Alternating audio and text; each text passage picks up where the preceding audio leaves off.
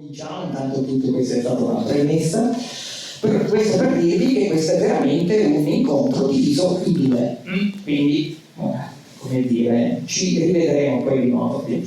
Allora, questo funziona molto bene. Ora, qui vado un po' veloce nel raccontarvi che cosa, che il moto degli astri, l'osservazione degli astri, il percepire una certa regolarità nei fenomeni astronomici, l'alternarsi del giorno e della notte, l'alternarsi delle fasi lunari, ha creato da sempre, un po' per tutti i popoli, i primi strumenti di misura del tempo, cioè l'uomo ha riconosciuto delle regolarità nella successione di alcuni eventi astronomici e quindi è stato naturale riferirsi a questi per cominciare a misurare e computare il trascorrere del tempo. Ovviamente a che cosa ci si è riferiti all'inizio? Cosa vuol dire all'inizio? All'inizio vuol dire all'inizio dell'uomo, all'inizio della nostra storia come esseri umani. Ci si è riferiti a oggetti celesti in cui questa regolarità poteva essere percepibile senza strumenti particolarmente sofisticati e anche qui dico un'altra banalità, ovviamente oggetti che potevano essere visti bene a occhio nudo, quindi sole, luna, stelle luminose. Fin da subito ci si è accorti che ora io qui dovrei fare una parentesi che la faccio subito. Ci si è accorti di una cosa, che apparentemente noi siamo al centro dell'universo. Apparentemente. Cosa voglio dire? Vuol dire che per noi il Sole sembra girare intorno a noi, la Luna, le stelle, tutta la volta celeste ruota attorno a noi per effetto della nostra rotazione attorno a noi stessi. Quindi, ci vuole un salto concettuale, un'astrazione per capire che non è così. L'osservazione nuda e cruda ci fa sembrare di essere al centro dell'universo. E allora ecco che anche il Sole ci sembra girare intorno, non soltanto ogni giorno quando sorge a oriente e tramonta a occidente, ma anche nel corso di un anno. Perché? Perché noi oggi sappiamo che siamo noi a girare attorno al Sole seguendo un'orbita che è leggermente ellittica, tra l'altro non è neanche un centro perfetto, però visto da terra è il Sole stesso che sembra scivolare sullo sfondo del cielo. Per noi è il Sole che si sposta attraverso una serie di costellazioni nel corso di un anno, che sono quelle zodiacali. È il nostro punto di vista. Tanto è vero che i pianeti, cioè i vagabondi, perché la parola pianeta vuol dire vagabondo, errante, per gli antichi erano 7. Mercurio, Venere, Marte, Giove, Saturno, la Luna e il Sole. Il Sole era un pianeta. Noi questa cosa fa inorridire, no? Pianeta se vuoi nell'accezione di vagabondo, di oggetto che si sposta, le luci erranti erano 7, prima dei nostri, adesso ci sono migliaia di satelliti artificiali, quindi, ma allora erano 7. E noi abbiamo dato il nome ai giorni della settimana a questi vagabondi. Non ci pensiamo mai a questa cosa, io lo dico sempre tutte le volte che ne ho occasione. Lunedì, giorno della luna, martedì, Marte, mercoledì, Mercurio, giovedì, Giove, venerdì, Venere, sabato, da noi sabato deriva dalla festa ebraica del Sabbat, quindi perde in italiano il riferimento astronomico, ma in inglese Saturday, giorno di Saturno, Dominos, anche qui in italiano perde il legame con le stelle, perché deriva da Dominos, giorno del Signore, ma in inglese Sunday, l'unica parola che conosco di tedesco, Sonntag, giorno del sole. Allora, ecco che il sole si spostava apparentemente tra le stelle e nel corso di un anno più o meno tornava sullo stesso sfondo delle stesse stelle. La luna addirittura questo lo fa ogni mese. E in più la luna cambia anche di aspetto, cioè al fenomeno delle fasi lunari. Quindi era normale riferirsi a loro all'inizio. E era anche normale associare a questi corpi celesti poteri favolosi che di fatto almeno uno ce l'avevano. Gli unici corpi celesti a spostarsi tra le stelle e quindi divinità.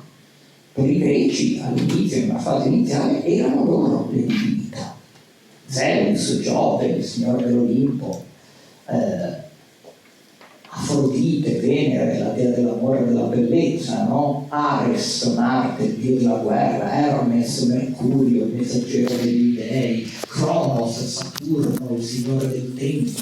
Il sole è la divinità naturale, direi, perché tutti si sono accorti e senza il sole non ci sarebbe potenza, luce, calore, energia.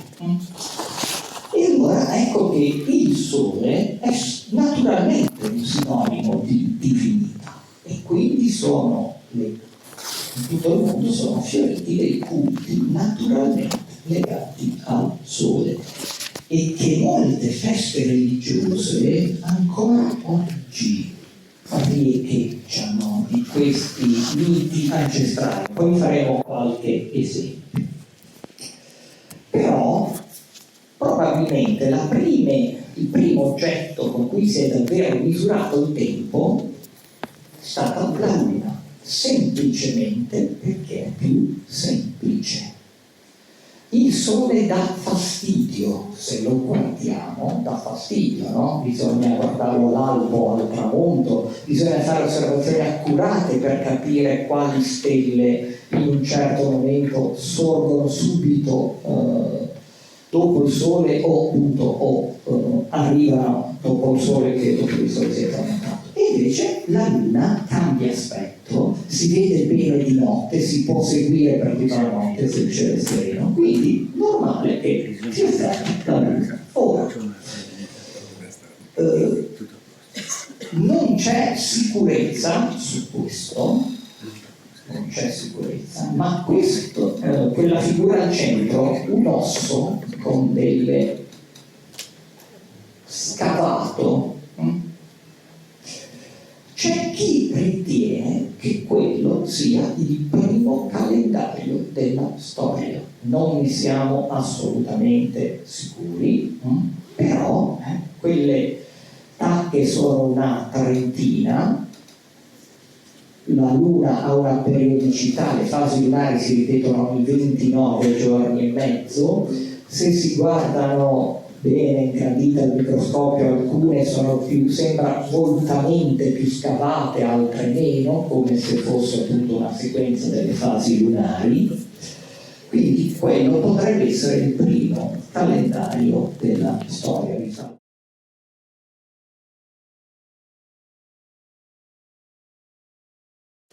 E tra l'altro è abbastanza facile stimare di quanto il Sole si muove apparentemente ogni giorno.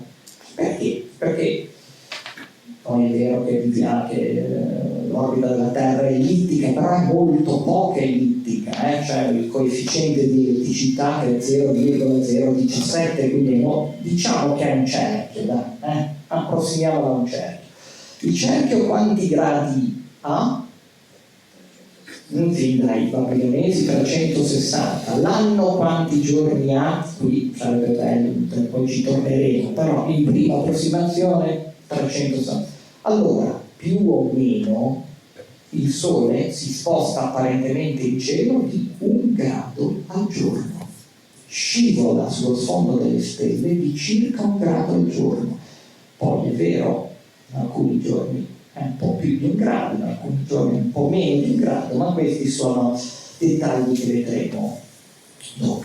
Eccoli, vedete, se la Terra è nella posizione, se la Terra è nella posizione A, che voi vedete a sinistra, il Sole sembra a noi proiettato all'interno di una certa costellazione, ma dopo 1 mese, 2 mesi, a dire il vero, quando il Sole si è spostato, quando la Terra si è spostata a destra, per noi è il Sole che invece si è spostato a sinistra, perché noi non ci rendiamo conto di questo movimento. Quindi è il Sole che sembra spostarsi all'interno di una serie di costellazioni che sono quelle zodiacali, e quella linea che unisce quelle costellazioni la chiamiamo eclittica, che è il riflesso dell'orbita che segue la Terra, se ci pensate, perché è la strada che apparentemente il Sole percorre in un anno, ma siamo noi a percorrerla, girando attorno al Sole. E allora ecco che ci si può rendere conto poco prima che il Sole tramonti o poco prima che il Sole sorga, che in un certo periodo dell'anno ci sono stelle luminose lì dove il Sole è appena scomparso o dove sta per apparire. E allora queste possono servire da riferimento per tracciare questa linea nel cielo, no?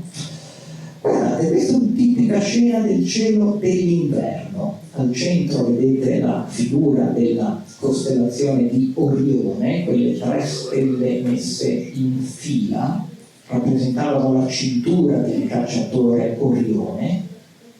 Ora io qua so che questo non credo che, essendo un LED, non funziona, ve lo faccio vedere a mano. Allora, se voi prendete queste 3 stelle, che per i greci erano il cinturone di un cacciatore da cui pendeva il pugnale, queste erano le ginocchia, quella sulle spalle, testa piccolissima, perché intanto non è che gli serviva tanto ragionare, gli serviva essere enorme.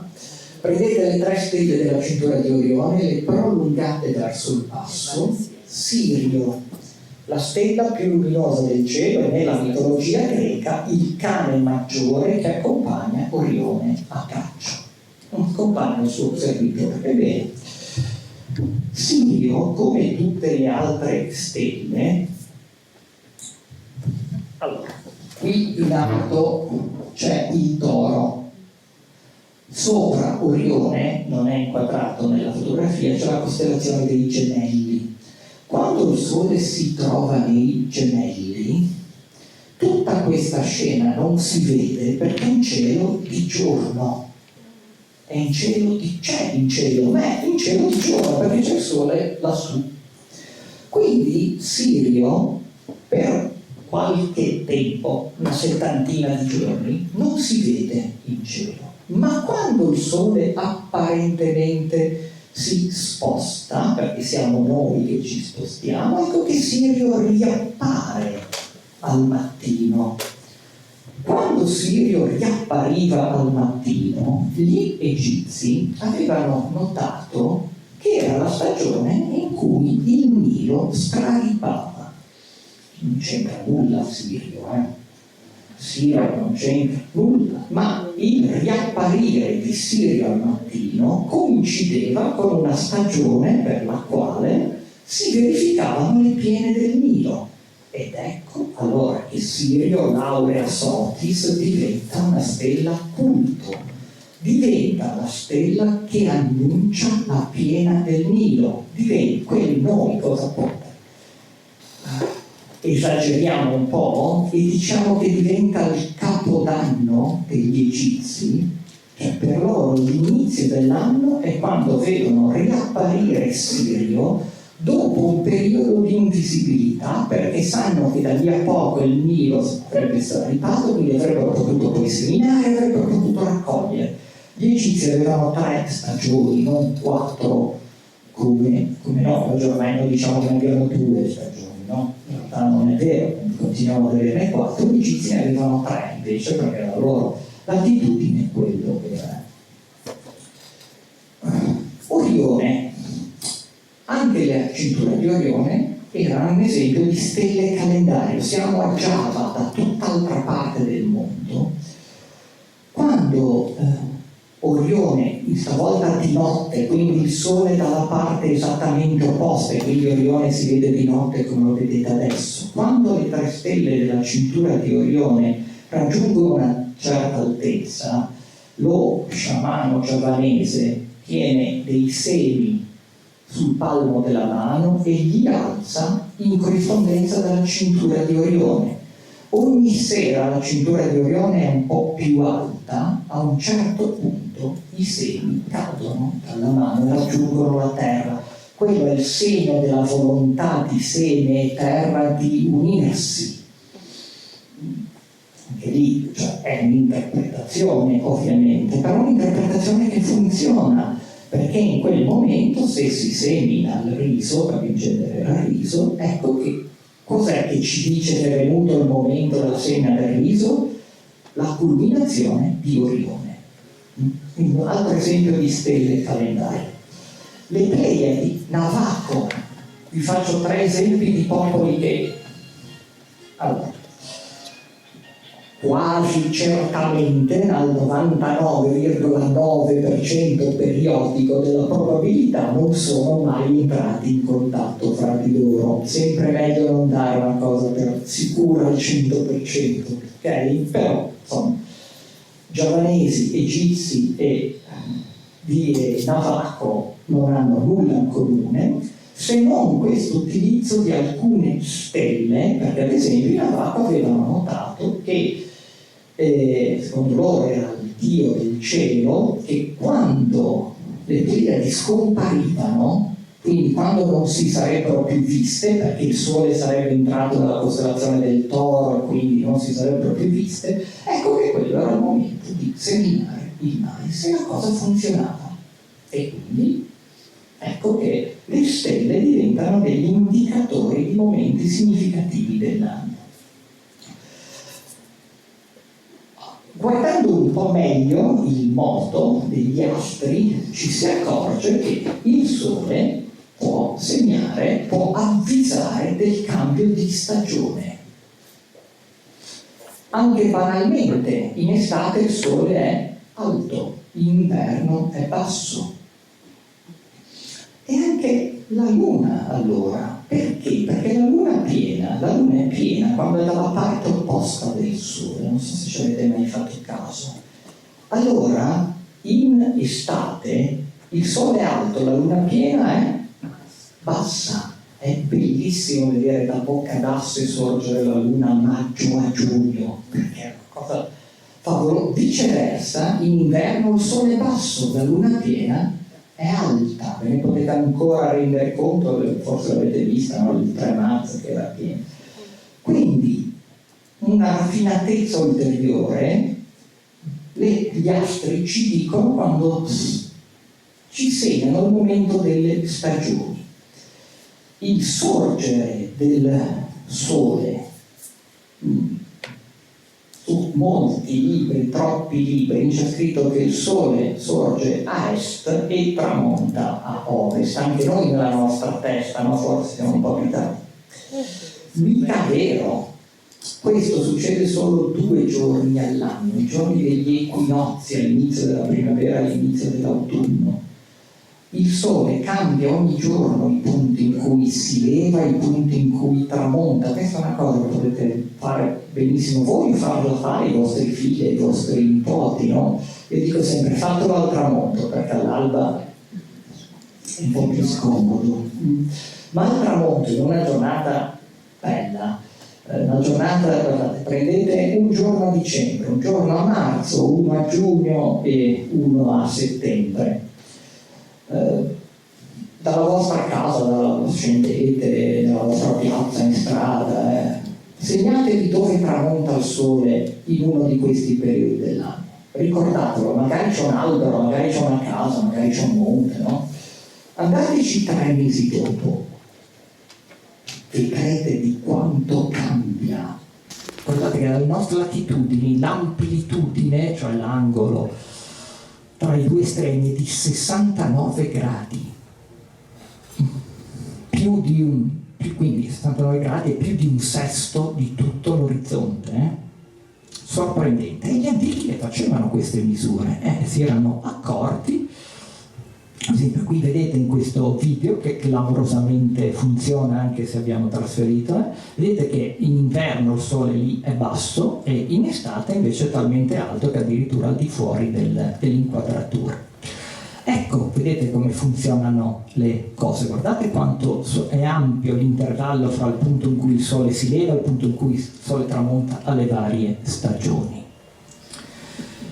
Bene.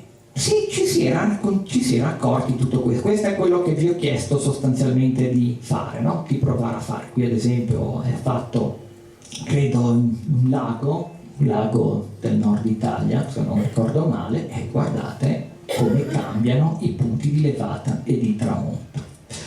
Ora,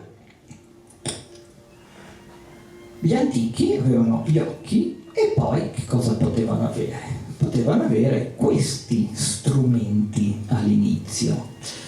In Francia, ad esempio, Karnak, file di monumenti che erano monumenti funerari sicuramente, monumenti di culto, ma anche monumenti che, vabbè lì c'è un intruso, monumenti che erano, se si allineavano anche solo 2 o 3 pietre, segnavano i punti in cui il sole sorgeva in un certo giorno dell'anno, magari a un estremo e quindi a un solstizio e poi magari all'altro, e questi di fatto sono i primi osservatori astronomici della storia, luoghi di culto e di scienza insieme. Stonehenge è ovviamente quello più noto, dove c'è una pietra, la Hill Stone, dietro la quale il sole sorge il giorno del solstizio d'estate. Ma quello, secondo me, più spettacolare, meno noto, è questo. Newgrange in Irlanda, un tumulo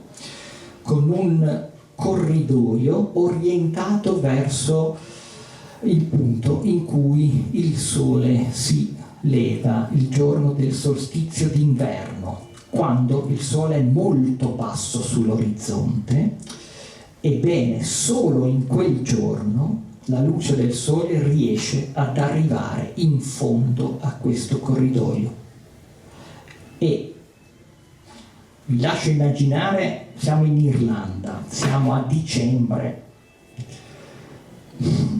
Quanti ne avranno visto? Ne avrò visto uno su 15 probabilmente, non lo so, cioè, sono molti di più le osservazioni mancate per colpa del maltempo di quelle riuscite, però quando si riesce, in fondo c'è una roccia in cui sono segnate queste 3 spirali.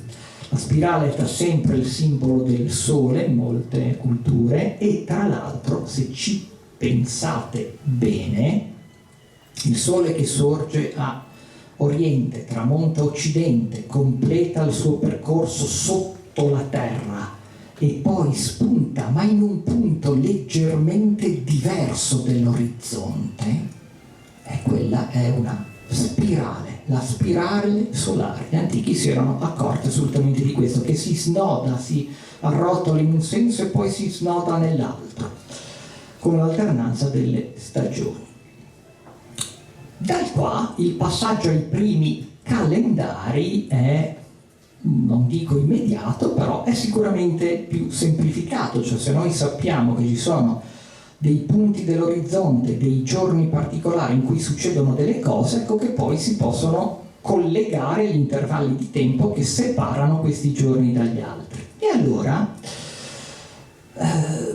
noi abbiamo notizia che già tanto tempo fa in Mesopotamia l'anno durava 360 giorni, forse viene da qui il fatto che l'angolo giro è 360 gradi, non ne siamo sicuri, ma è un'ipotesi. Già con Hammurabi il calendario viene diviso in 12 mesi, però dato che c'era un calendario lunare, il primo calendario appunto dei babilonesi, il calendario lunare è di 354 giorni, è più corto di quello solare, più corto di 10 o 11 giorni. E allora ecco che viene qui l'idea per accordare, se noi seguiamo la Luna, ci rendiamo conto dopo un po' che la Luna non può segnare le stagioni, perché se voi pensate, noi possiamo, le 12 lunazioni arrivano a 354-355 giorni, ecco che già 2 anni dopo lo sfasamento è già di 20 giorni e poi diventa di 30, e allora che cosa si fa? Ci sono anni di 12 lune piene e anni di 13 lune piene, si aggiunge un mese intercalare in più per far ritornare un po' i conti con il Sole. E allora ecco i calendari lunisolari che uniscono i due corpi celesti più luminosi. Naturale far cominciare il mese o l'anno da che cosa? Dalla prima falce di luna che io vedo in cielo. Questo è ancora adesso così nel calendario degli arabi, ad esempio. E quindi il giorno comincia a essere diviso in 24 parti. Anche i greci usavano un calendario lunisolare, ma correggevano, in 8 anni riaccordavano la luna con il sole, anche perché Metone, siamo nel V secolo a.C., scopre che 235 mesi contati con la luna sono praticamente 19 anni solari. Questo ciclo viene ancora oggi chiamato ciclo aureo di Metone, e quindi ogni 19 anni le lune piene si ripetono nelle stesse date, e quindi avendo questa osservazione è immediato riuscire ad accordare la luna con il sole, cioè in un ciclo di 19 anni 12 anni sono di 12 mesi, 7 anni di 13, e quindi tutto poi torna in fase, la luna torna in fase con il sole, anche se contiamo il tempo con la luna, che è più semplice, aggiungendo opportunamente un mese in più ogni tanto, ecco che le cose tornano di nuovo a poter essere regolate, e possiamo quindi avere un calendario lunare. Ancora adesso quello ebraico è strutturato grosso modo in questo modo. Il mese in più si chiama embolismico, intercalare, e ancora oggi il numero progressivo da 1 a 19 viene detto il numero d'oro. È usato credo in qualche celebrazione anche liturgica. Ora qui, allora, diciamo che questi sono i primi esempi di calendari, no? Ci si accorge che il Sole e la Luna sono diversi, che si possono accordare in qualche modo, senza fare troppi sforzi. Se in 19 anni 12 sono di 12 mesi, 7 di 13 mesi lunari, le cose vanno a posti da soli. Ma che cosa succede? Ci si accorge che i 360 giorni non sono proprio giusti. Contare in un anno 360 giorni lascia dei buchi, lascia dei vuoti, che anche questi si accumulano. E allora, già forse al tempo dei Tolomei, nasce un'idea di inserire dei giorni in più far tornare il fatto che i giorni sono 365 e non 360. Oggi noi sappiamo che l'anno in realtà dura circa 365,25 giorni. Già a quei tempi c'è un'idea, ma se noi aggiungiamo un giorno ogni 4 anni, ecco che le cose vanno a posto. Ma di fatto a quel tempo è solo un'idea che rimane sulla carta, idea che viene recuperata da chi? Dai Romani, in particolare da Giulio Cesare. I Romani iniziano con un calendario lunare, tradizionale, e tra l'altro, questa è una cosa che i Romani sono passati alla storia per essere un popolo con un carattere incredibilmente pratico, concreto, e tutto si rivela anche qua. I Romani all'inizio contavano il tempo da metà marzo, dalle Idi di marzo, fino a dicembre. Gennaio e febbraio, mesi freddi in cui non si raccoglie, non si semina, il tempo non si conta. Non si conta. Settembre. Che cosa ci ricorda il mese di settembre? Proprio la parola, no? 7. Ma settembre è il 9° mese. No, ma se si parte da marzo, settembre, ottobre, novembre, dicembre. Queste cose noi ce le portiamo dietro ancora oggi. Dicembre non è dodicembre. Novembre non è come si potrebbe dire, un dicembre, perché gennaio e febbraio non esistevano, non servivano all'agricoltura, non servivano al commercio. È Numa Pompilio che introduce, ci si rende conto che questo, perché poi in quella società erano i sacerdoti che dovevano dire sì, adesso sono le Idi di marzo, e con quello tutta la macchina anche amministrativa ripartivano le nomine, le cariche consolari, quindi insomma ci si rende conto che bisogna un pochino misurare anche questo lasso di tempo incerto in cui i giorni non si...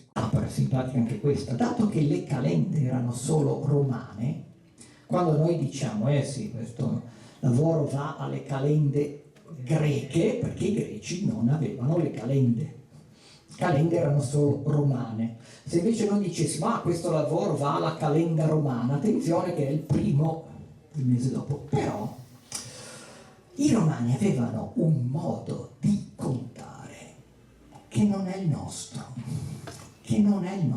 Vi faccio questo esempio. Decide di riformare il calendario e lo fa in un anno in cui i sacerdoti non si decidono a proclamare l'inizio di un nuovo anno. Nella cronologia ufficiale occidentale il 46 a.C. è di 445 giorni. Inaccettabile. Che cosa fa Giulio Cesare?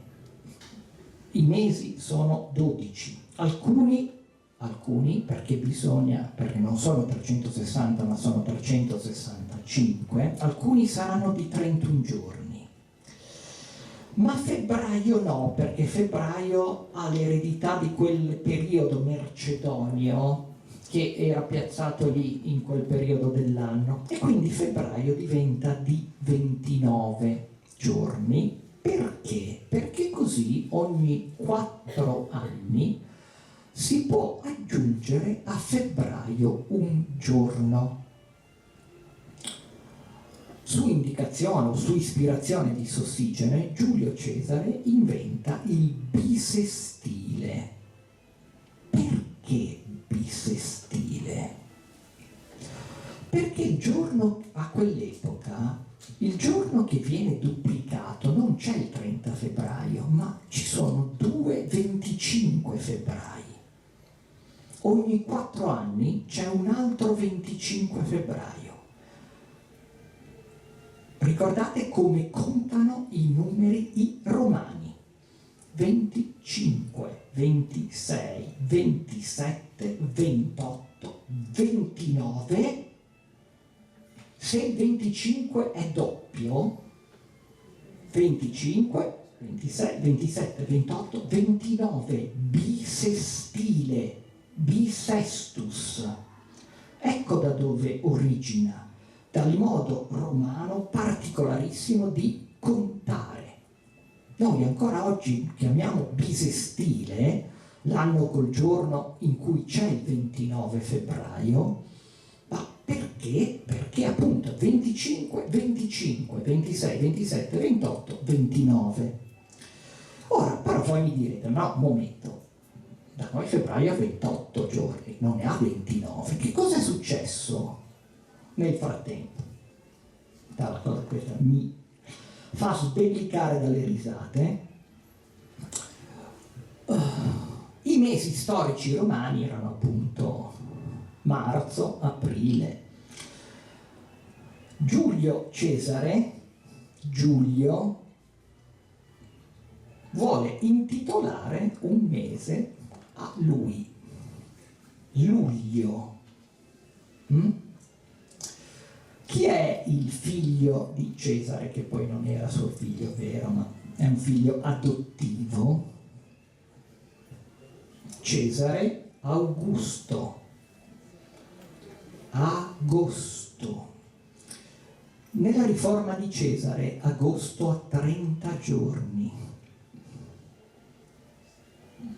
Arriva Augusto, e sì, figuriamoci, se lui ne ha 31.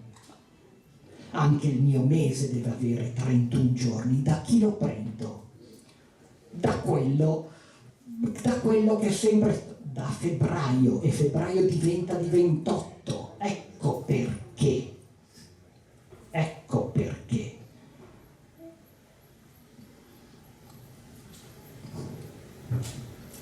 Ecco perché oggi noi abbiamo i mesi di luglio e di agosto, perché sono di 31 giorni e perché febbraio ne ha 28. E oggi noi non duplichiamo il 25 febbraio, aggiungiamo il 29 febbraio, quello che però in origine doveva essere il 30 febbraio, secondo il nostro nuovo modo di ragionare, no? Bene, tutto a posto? Insomma, abbastanza. Per un po' di secoli sì, tutto a posto. Ora, anche questa è una cosa curiosa, il Capodanno, no? 1 gennaio, ma mica è sempre stato così, sempre. Cioè, per i romani probabilmente era introdotto da Numa Pompilio, che aveva introdotto il mese di gennaio e febbraio, quindi il 1 gennaio per i romani di Numa Pompilio era il Capodanno, però alcuni stati, popoli lo facevano iniziare al 25 dicembre, altri al 25 marzo, altri l'1 marzo, il 1 settembre, il giorno di Pasqua. Insomma, c'è stato di tutto nella storia della cronologia, ma quello che conta è che se noi guardiamo l'anno, quando io vi ho detto circa 365,25, che sarebbero 365 giorni e 6 ore, se noi guardiamo bene il percorso apparente del Sole lungo l'eclittica, ci accorgiamo che l'anno, cioè l'intervallo di tempo fra cui il centro del Sole passa da un certo punto del cielo fino a quando poi ci ritorna, è di 365 giorni, 5 ore, 48 minuti, 46 secondi. E uno può dire, ma chi se ne frega? Ma in effetti, cioè, per quei tempi, però questi 11 minuti in più, perché se noi contiamo 365 giorni e vabbè, aggiungiamo il giorno, il bisestile, e quindi è come se lo aggiungiamo ogni 4 anni, ma è come se il nostro anno diventa allora di 365,25 giorni, però no, è un po' più corto, è un po' più corto. Questi 11 minuti all'anno, oggi, domani. Passano gli anni, passano i secoli, ed ecco che la primavera non è più il 21 di marzo, la primavera astronomica. Che cos'è la primavera astronomica?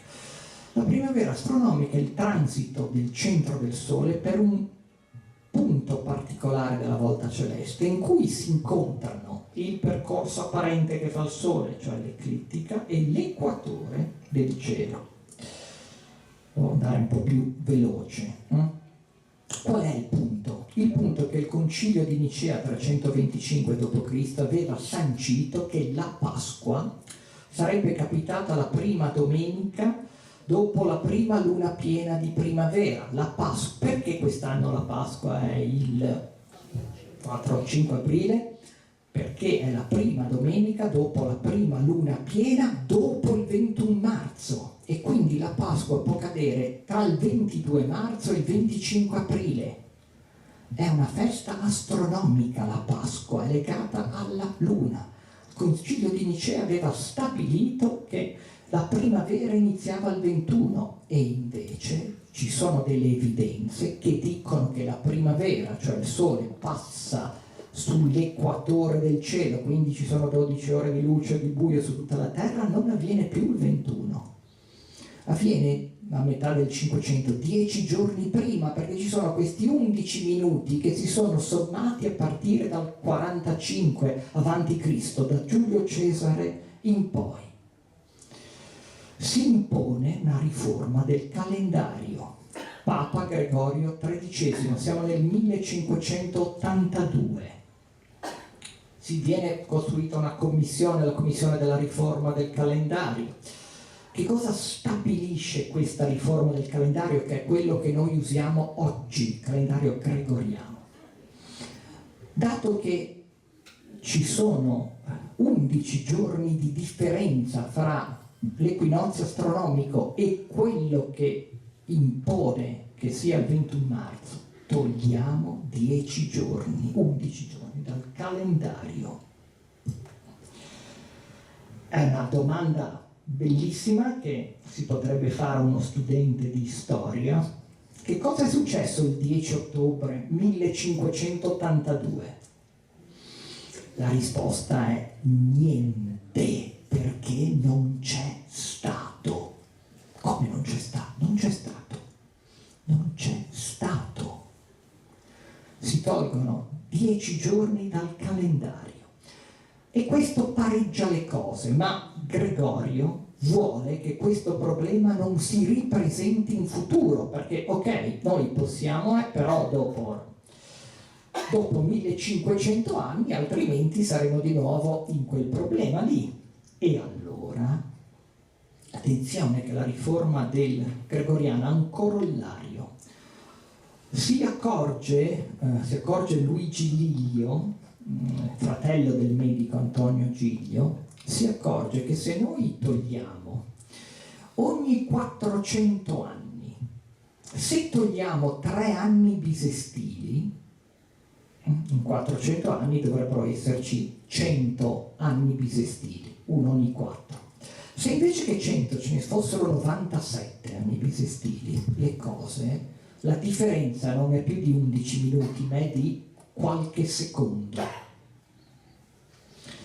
Quali togliamo? La riforma di Gregorio impone di togliere che gli anni secolari non divisibili per 4 non siano bisestili. Il 2000 è stato anno bisestile. Guardate che il 2100 non sarà bisestile, anche se dovrebbe esserlo. Il 1900 non è stato bisestile, anche se doveva esserlo. Ok? Quindi questo sempre per... Ok. Voi credete che tutti gli stati, tutta l'umanità abbia adottato questa riforma così? en passant, questa riforma nella bolla Inter gravissima. Sì, Italia e Portogallo, sì. Gregorio XIII credo che fosse portoghese, quindi Spagna cattolica, sì vabbè, giusto 10 giorni, gli spagnoli sono un po' messicani, no? Devono fare le cose, quindi, e va bene. Francia, Belgio e stati cattolici d'Olanda, comunque sempre nel 1500, sempre in quell'anno lì, giorni diversi ma sempre in quell'anno lì. Prussia 1610, stati protestanti, Inghilterra e sue colonie, metà del 1700, Alaska, Russia, la rivoluzione di ottobre avvenne in novembre, perché i russi non avevano ancora accettato la riforma del calendario gregoriano. Ok, vado super veloce perché qui allora, qual era lo strumento principe degli antichi per misurare lo scorrere del tempo per un tempo solare? Sì, c'erano gli orologi, i cipollotti, gli orologi da torre, ma gli strumenti principali erano con l'ombra del sole. Questi sono quelli che abbiamo alla Righi nel giardino dell'osservatorio, poi magari vi invito a vederli. Mi piace che vi soffermiate un attimo su quello lì in alto, la meridiana equatoriale. Solstizio d'estate, autunno, solstizio d'inverno, primavera e così via. Guardate, il giorno dell'equinozio, che cosa succede con un orologio solare? L'ombra tocca una linea, la retta equinoziale, ma soprattutto guardate quello strumento lì, guardatelo in dettaglio, è un qualcosa che l'ombra si riduce a una linea sul terreno perché il sole è esattamente sull'equatore del cielo. Ovviamente questo deve essere inclinato sull'equatore del cielo, ma del resto anche le nostre parabole, se non sono messe sull'equatore, Sky, Netflix e tutto il resto ce li sogniamo, quindi questa è l'antesignano. È sorprendente vedere che l'ombra praticamente sparisce in quei giorni degli equinozi, l'ombra di questi strumenti spariscono. E allora, andiamo velocissimamente, che cosa abbiamo trovato noi a Palazzo Balbi?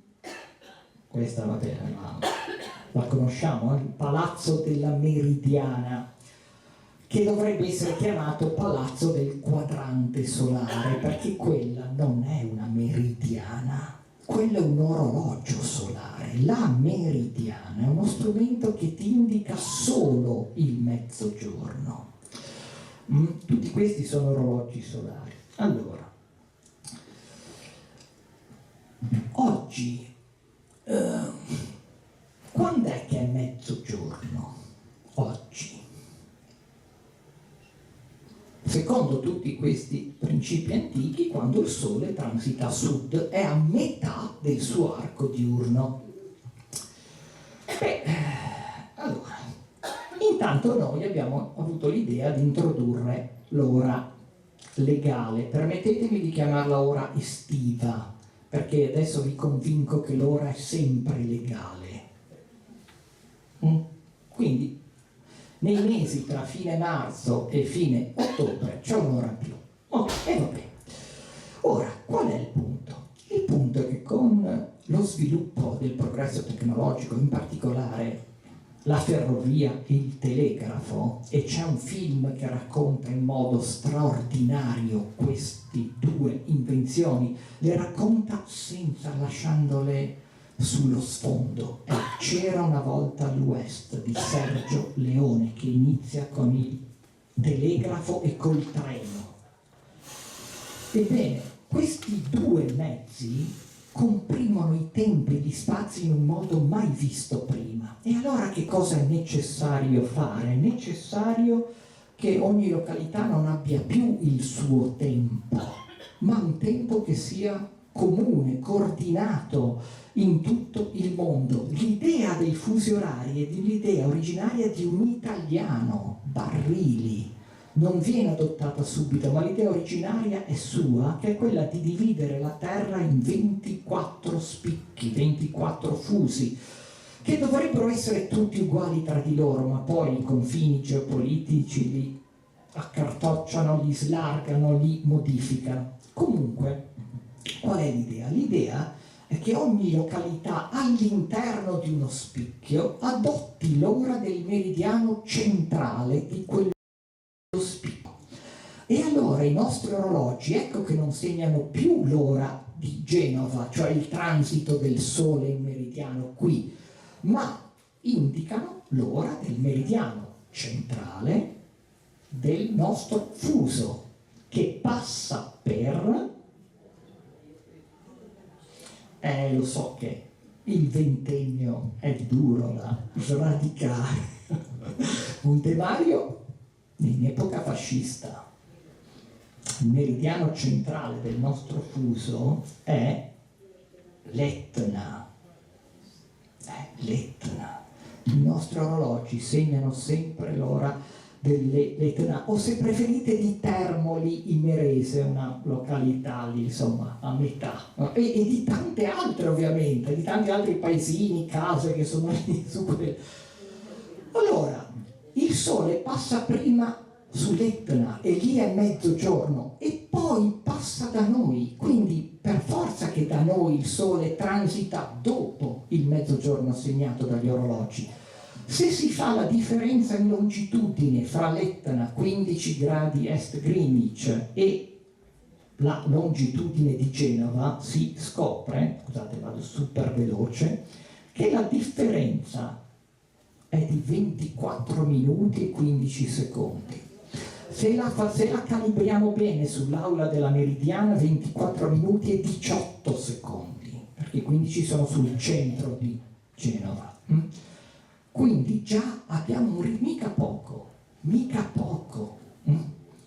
E poi noi abbiamo sempre fatto i conti su un'orbita circolare o ellittica.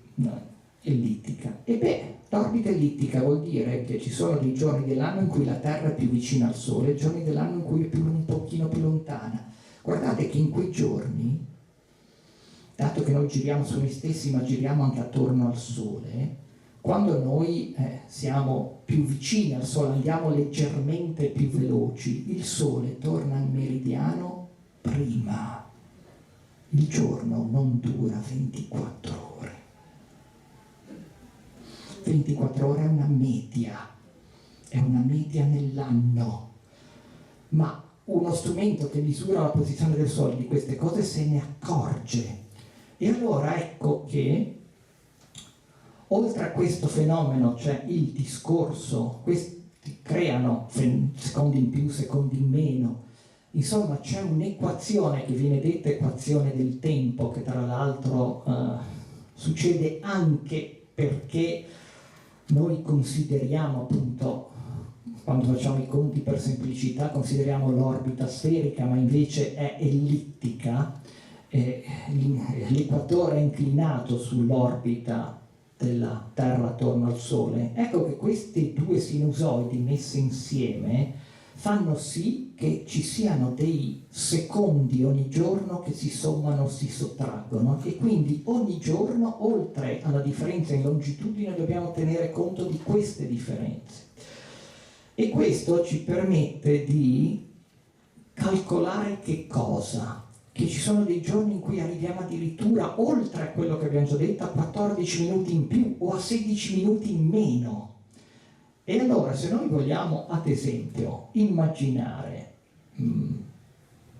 cose, vabbè, vado un po' di corsa perché l'ho fatta troppo lunga, poi semmai li riprendiamo il 27.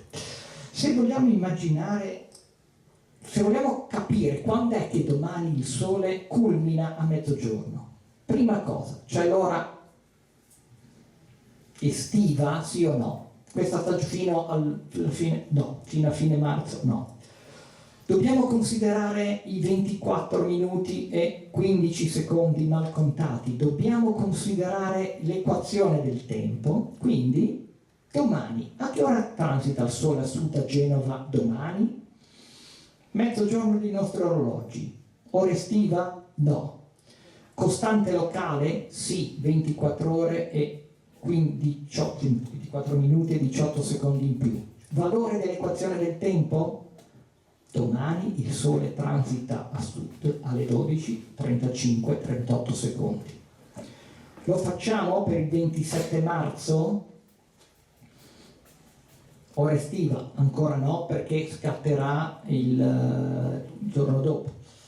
Costante locale, sempre quella, equazione del tempo 5 minuti 28 secondi, perché si riduce. Ecco quindi che io vi do appuntamento alle 11:30, manca un quarto a mezzogiorno, perché l'istante fatidico del transito del Sole sulla linea meridiana avverrà a quest'ora qui.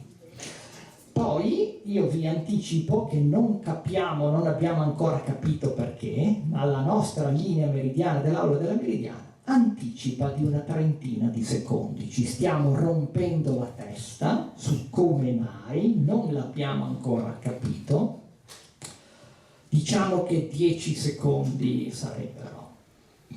30 sono un po' troppi, non ci piace, anticipa un po' troppo, quindi su questo ci stiamo ancora ragionando. Però il Sole appare nella stanza 7 minuti prima del transito, se ne va 7 minuti dopo, quindi l'importante è essere in aula, se c'è il Sole, alle 12:23 del 27 marzo. Che cosa vedrete? Lasciamo perdere tutti gli esempi di meridiana camera oscura che ci sono in Italia, San Petronio a Bologna, Palazzo Balbi, eccola qui, l'aula la meridiana dell'aula della meridiana. Questa è prima del recupero del Festival della Scienza del 2013, in cui, come dire, abbiamo ricreato le condizioni per vedere se funzionava. Sì, può funzionare, ma adesso la cosa è diversa. Adesso voi spero che la vedrete così. Mi puoi mica lanciare il video, che io da qua non sperando che funzioni, e poi così abbiamo finito, un po' in ritardo, scusate, sono corso un po' tanto. Vediamo se riusciamo a proiettarvelo. Ora un po' forse il play. Guarda un po' ecco sì, quello, ok? E poi quello. Ah, eccolo, no, ok. Allora come si fa?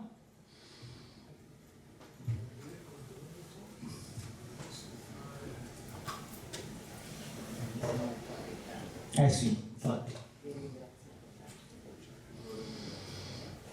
Vabbè, ma tanto voi lo vedrete. Lo vedrete. Funziona. Io rimanderei. Iniziamo da dopo. Ma sì. Grandi saghe. Ma sì, dai. E così lo vedrete direttamente. Grazie.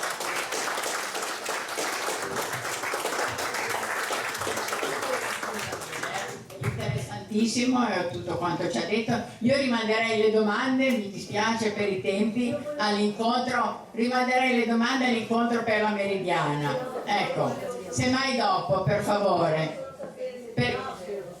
Se pioverà, pazienza, ci racconterà. Allora, io volevo ringraziare tutti coloro che hanno partecipato anche all'assemblea, ringraziare tutti coloro che hanno dato la loro adesione e partecipazione alle votazioni. E vorrei anche dire una cosa, visto che noi siamo in un momento così un po', non dico di difficoltà, ma insomma dobbiamo attivarci molto e abbiamo anche un centenario da affrontare, vorrei dire che io vorrei considerare tutti in segreteria tutti coloro che hanno partecipato alle votazioni e che hanno dato adesione.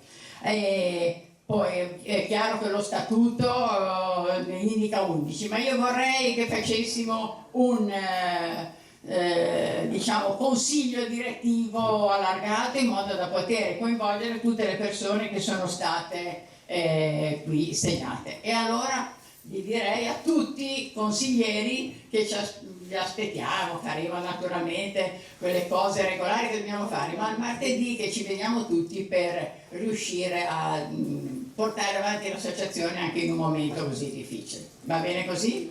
Grazie a tutti, grazie alla partecipazione di tutti e grazie a Valterina. Scusaci.